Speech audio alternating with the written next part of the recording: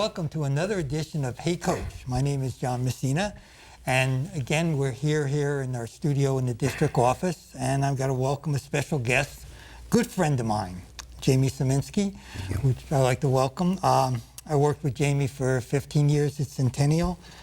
I can't tell you of all the coaches that I've hired over the years, this has got to be my best hiring, because I have seen him develop, you know, from a regular teacher to the dean of students, and now he left this very, very unusual seeing you in purple, you know, over at Fort Pierce Central as the assistant principal. But I'm so proud of you, and you are a wonderful, wonderful coach. Well, first of all, that's humbling to say the least, knowing the coaches that were through the doors of Centennial over the years that I was there with you. So with that being said, thank you. The purple's growing on me. Very, very happy to be a Cobra. It's an amazing family led by Mona Buchanan and our team of APs. It's just a great place to be. And, you know, I'm just thankful for this opportunity. A little bit about your background, Jaime. Sure. Okay.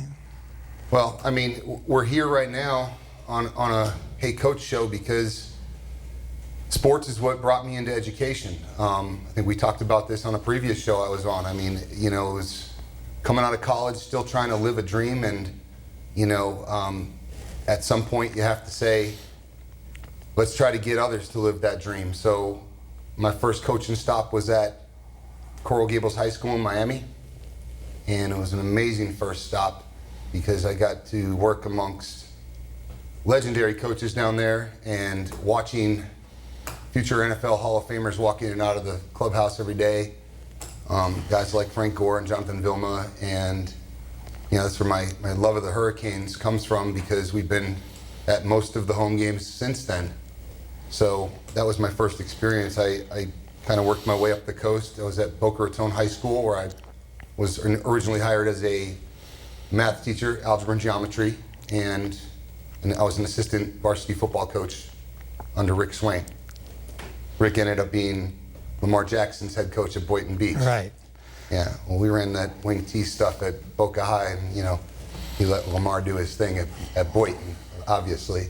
But that was my first experience as a head coach as well. That my second spring there, I was named the head baseball coach, and have been coaching baseball ever since. I was coaching baseball and football when my son was born, and we moved to Port St. Lucie. You know, I knew that family time was very important as well, so I hung on to baseball and kept teaching, and then began the administration route. So here I am. And you're enjoying it. I am. And your responsibilities at Fort Pierce Central now? As of right now, I'm over mathematics, I'm over facilities, I'm over athletics, and ROTC, and COVID. Did you ever think of our show about 4 or 5 years ago. Do you think you would ever say that you're over COVID? No, I think of our show last year, and you know, we're talking about the rankings, and we're going to talk about common things like targeting and the rankings. And we were a lot closer. We were a lot closer talking about targeting, and you know, that those things still stand, but never in our wildest dreams would we be talking about the Big Ten start in football in 2 weeks from now. Hopefully. Hopefully we can do that. What kind of precautions are you taking for athletics?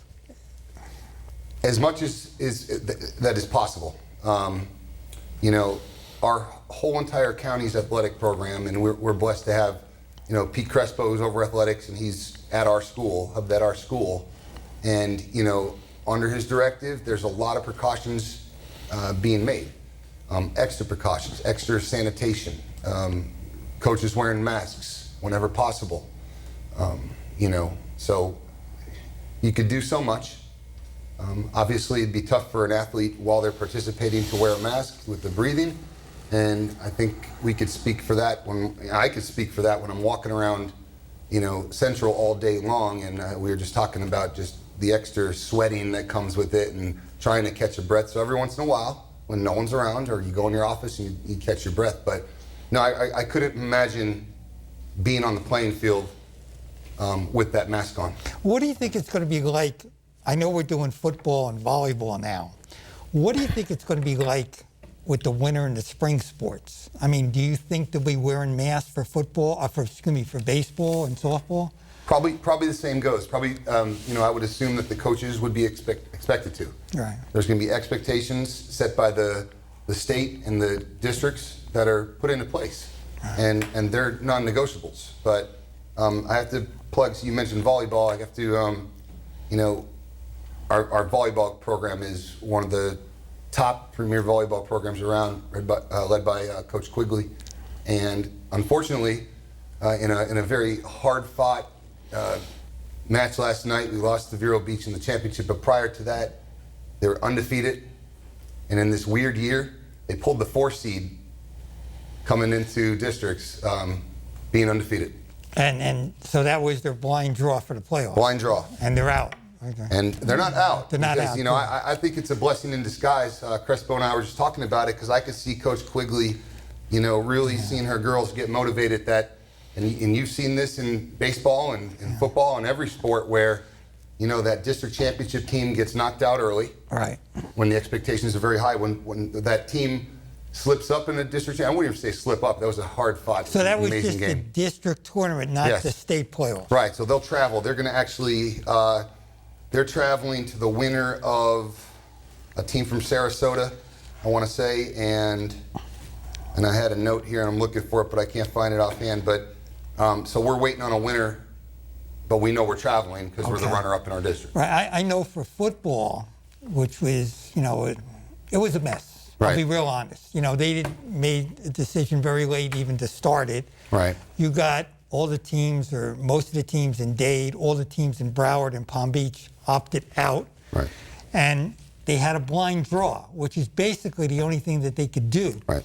But the problem with the blind draw is you could have a team that's 7-0 playing another 7-0 team. You can. You can have a team that's 0-7 playing another 0-7 team. But I mean, I think the key word for this year in high school athletics is adapt.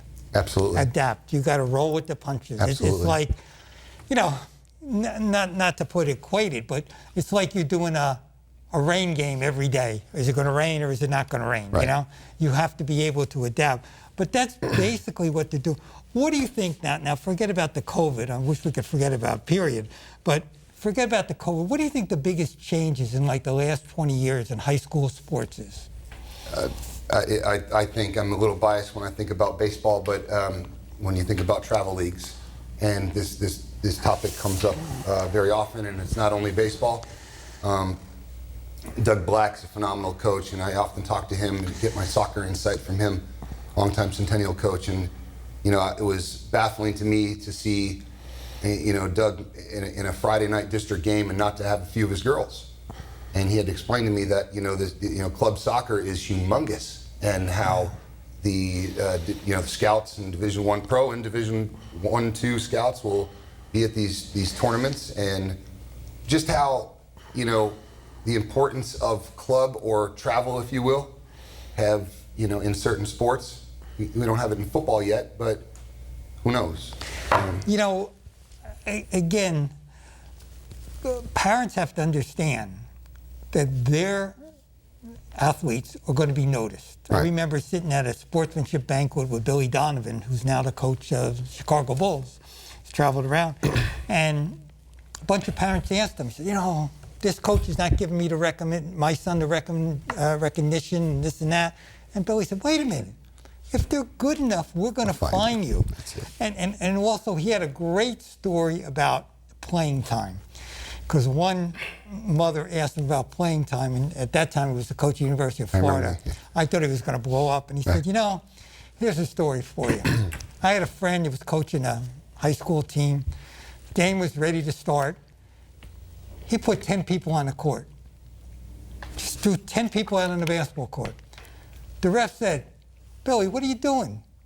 You can only have 5 out there. And the coach turned and said, will you please tell these parents I can only play 5 at a time? And you're going to be found out. Even, we're going back to COVID now, but even in this situation, you got tape. Right. I mean, I feel for the schools down in Miami, these great, great football players. Right. They might only play 4 or 5 games, but they're going to be noticed. They will be. They will be noticed because we have all the, what do you call in football, huddle? Well, there's huddle, and now this year we've gone to quickie cuts, mostly around our district. Explain that to me. It's just another form of huddle, and Okay.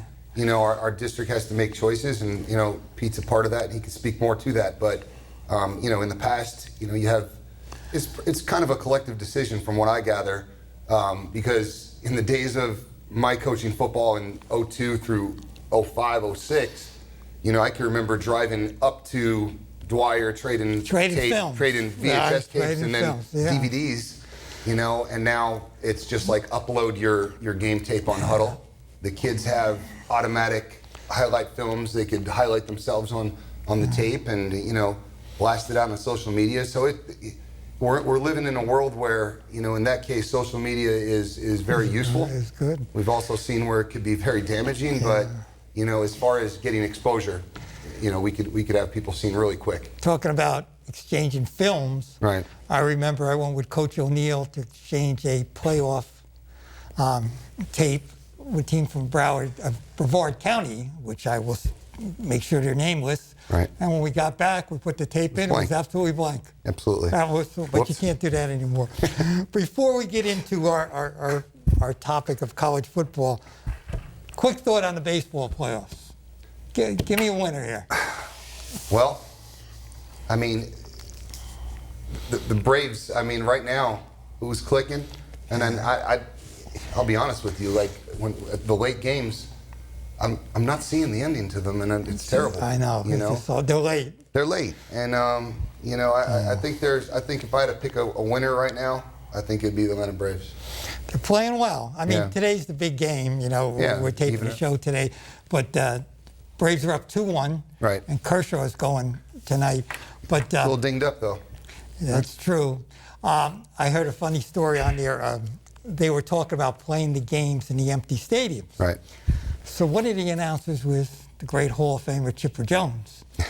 And he said, you know, they were asking him, I said, how do you feel about playing in these stadiums? He says, you know, when I played for Bulls, I played at baseball and boardwalk. Yeah. And he says, you know, we had a few hundred people there and this and that. And the announcer says, well, how do you do? He says, you know, I actually pitched and I beat the #1 team in the state. Well, that was us at base. And I'm sitting to myself, you had to say that, you know. Yeah. But it is weird. I know they're doing safety. We're finding out now that basketball and hockey did it the right way. Right. They really, I mean, basketball was phenomenal. The bubble. The bubble. Hockey, you didn't have any.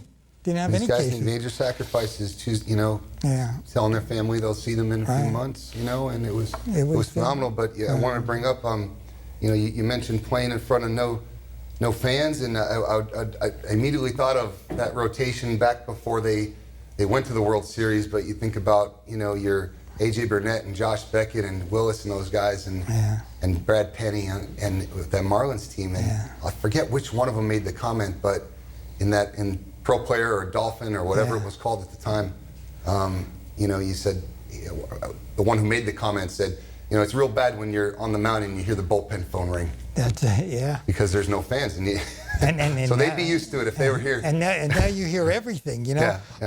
You know, I know we're going to talk about this topic that you and I love is college football. Absolutely. We wish our buddy Fred was here, but, you know, his wife Kathy's going through a little bit of a tough time. She's in our prayers. And she's in our prayers now. And Fred wanted to mention, you know, about the Canes. I mean, I'm with them. I spent countless games sitting, my family right next to Kathy and Fred. Right. Just either leaving the stadium very happy or very frustrated. Were you disappointed last week with the Clemson game? You know, I was optimistic going in after watching Clemson versus Virginia, but the previous week. But, you know, and people are asking, are the Canes back? Are the Canes back? And, you know, I revert back to, you know, who did we see them play? We saw them play a bowl subdivision team, no knock, but then we saw them play a questionable Louisville and a very, very down FSU. Yeah. So going in, I was optimistic, but it was questionable. And when you have the first pick of the draft behind an NFL line and a bunch of freaks everywhere on offense and defense, you know, and Miami's a very, very good program, and Manny has them going the right direction. But are we on that level yet? I'm not sure. I said we. Yeah, well, you would. It's a we for you. I kind of thought, just from my observation, Clemson was at a different speed level. Right. It looks like they were moving much quicker. Game to the preparation as well. I mean, I know sometimes I see, the Canes on defense, and I talked about this with one of our coaches recently, how the aggressiveness, let's be aggressive, Yes. let's send everybody, and how that's used against them sometimes. I saw that in the Orange Bowl, where Wisconsin slanted them down the field, slant, and the backers keep coming. And it was very similar where, it was obvious game plan, where they came out and just bubble screen, bubble screen, all the way down the field. And they didn't change it until they scored. No, they didn't change it because it was working. Do you think, I know as of right now, and we're taping this on October 15th, there has been a lot of games canceled. Florida and LSU got canceled for Saturday. Alabama and Georgia is kind of up in the air now. Coach Saban came down with the virus. They have time to adjust. What's going to happen if we get later on in the year, or, God forbid, one of the playoff games gets canceled? Right. How are we going to adapt or adjust to this? Well, I think we mentioned earlier that we need to adapt is the word, and roll with the punches. But decisions need to be made at a level of the leagues, each conference, where, that the right decisions are made not for the sake of playing the game, but for the safety of the players and of course the coaches who are older, a lot older than, you see Nick Saban, I think, what's he, 68? 68, yeah. Think about Bobby Bowden, and hopefully he pulls through this. And with all the precautions that they are taking, and they're still going through, and it just, you wonder if, you hate to say this because these are college kids, but do you put the Final Four teams in a bubble? I don't think, in this day and age, I don't think anything's out of the question. Yeah. And I don't think you could paint me a scenario where anyone could look at and say that is extreme and I can't believe this is happening, because we've seen things happening over the course of this past year where anything is believable. So, you just got to hope that the right people are making the right decisions, and it's, the best interest of the kids. The one good thing our good buddy Fred wanted me to mention is that not too many coaches are going to lose their jobs because there's not enough money for the buyouts anymore. Right, I think this is a free pass year. It's a free pass year because some of these buyouts are $15, $20 million. We're not hearing about hot seats yet. No, I don't think there's going to be any hot seats going through. So what would you say? I know it's kind of limited. I know the Big Ten hasn't started. I know the Pac-12 hasn't started. Right. What would you think your top teams are? I have my little cheat sheets here, just cheat sheet here. Okay. So I don't leave anybody out. But until somebody knocks out Clemson, I mean, and they have their 1 year, they'll have their one slip-up game a year. They'll lose to a Syracuse, but they'll just bounce back and get stronger and stronger and stronger every year. It's kind of, the rich get richer, where once you are on that level, you're getting an influx of top-notch 4- and 5-star recruits. Now, let me ask you this question. How do they make everybody happy? If you're getting these 4- and 5-star recruits, how do you make sure they're all happy? Now, as well as I do, you can transfer now. It's no more graduate transfer. You can find a reason to transfer out. And some have. In fact, my last year at Centennial last year, it was an amazing experience, just one last go at things and coaching the defensive line. And what I thought of immediately just then was we were over at Lakeland. That's a different story. That's a half-hour show in itself. But their running back, and forgive me, I forget his name, but he was a Clemson signee. And then Etienne, he decided to come back. He decided to stay. Right. And this kid from Lakeland went, and then honestly, I didn't hear anything. So my son and I are watching the Clemson-Virginia game last week, and we're looking for the running back from Lakeland. And sure enough, that week he announced he's transferring to Florida. So he played 2 games with Clemson. He had a few nice runs, got some experience, against subpar teams. But, and then for some reason, one reason or another, you talk about keeping everybody happy. You can't ever keep everybody happy. So if it's not the place for him, Florida was his second choice, giving the Gators a shot. Do you think football will ever go in the direction of college basketball with the one and done? I sure hope not. I mean, I'm more of a college fan than I am an NFL fan. So with that being said, my bias is obviously going to say, I sure hope not. You know, I like where we're at right now. At least, you know, you're there for 2 years. But now you talk about that, you got to talk about these opt-outs now. So I think about, you know, Miami's defensive end who, you know, just about led the country in sacks last year and didn't start till week 4. And he opted out of this season. Now that gave our local kid, Jafari Harvey, a step in the right direction. He moved up the rotation, and he's playing great. You're going to see that kid play on Sundays. I love him. He's a great kid. Yeah. So. And the difference between college football and college basketball is that you can come right out of, you have to go to college for a year, or you can come right out and play. I think it's one and done. There's always loopholes. And then you look at Kentucky. And then now think of the team. They haven't won a NCAA title in a while. But I'll tell you one thing that John Calipari does. He gets them ready for the pros. Yes. Because you could think of, you know, Bam and Tyler Hero from the Heat, Booker from Phoenix, Anthony Davis, Javon Murray. I mean, there's an all-star team, and they only played a year. Now, in football, I think it has to do a lot physical, too. Sure does. Are you ready as a 19-year-old to go against a 25-year-old? Basketball, you might be able to get away with it.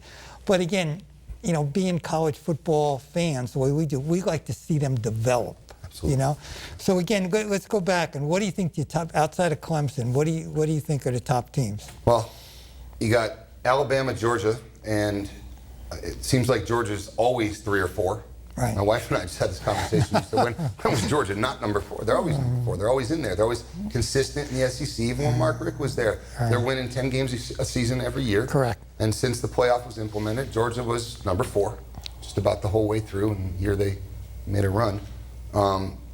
Notre Dame's always a team where I think it's an advantage not having to play for a conference championship, but this year they do. This year, you know, they get plugged into the ACC, so we'll see what happens when, you know, they play Clemson. And I'm jumping ahead of myself here, but that's probably what's going to happen. Right. Okay. And again, it's going to be very, very subjective this year. Yes. Okay. The SEC supposedly is going to play 10 games. ACC supposedly is going to play 10 games, right? Right. But then Big Ten. Big Ten, 7. And again, I'm mentioning teams right now where I just left out Ohio State because they haven't played. Yeah, but I'm sure, you know, they're going to come out with a team. Penn State is always going to come out with a top-notch team that could go one way or another. Right. You know, they're always going to be in a top 10 and have the ability to make that Final Four.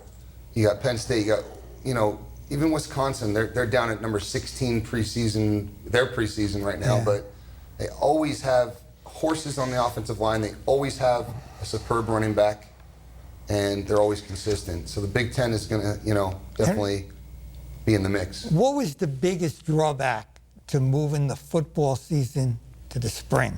And hopefully it'll be a little safer.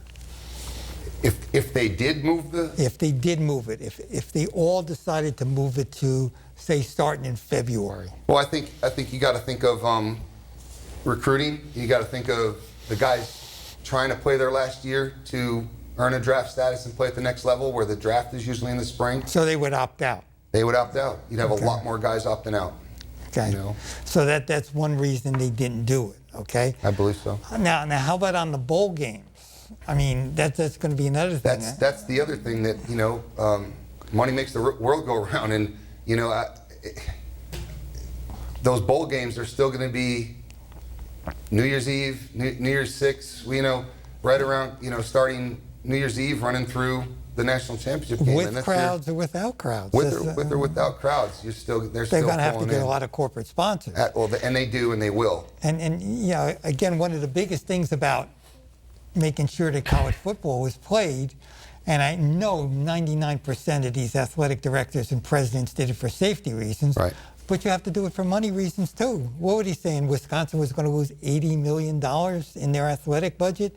And it trickles down. And I know as an athletic director for many, many years, your football program, even ours at Centennial, even the one I had at Pace, the funds that they generate run your athletics for your whole program. It's huge, but the other factor, and I heard an interview with multiple kids, and they all had the same point, where they are so much safer within those programs. Okay, they're in top-notch programs with carefully calculated nutrition.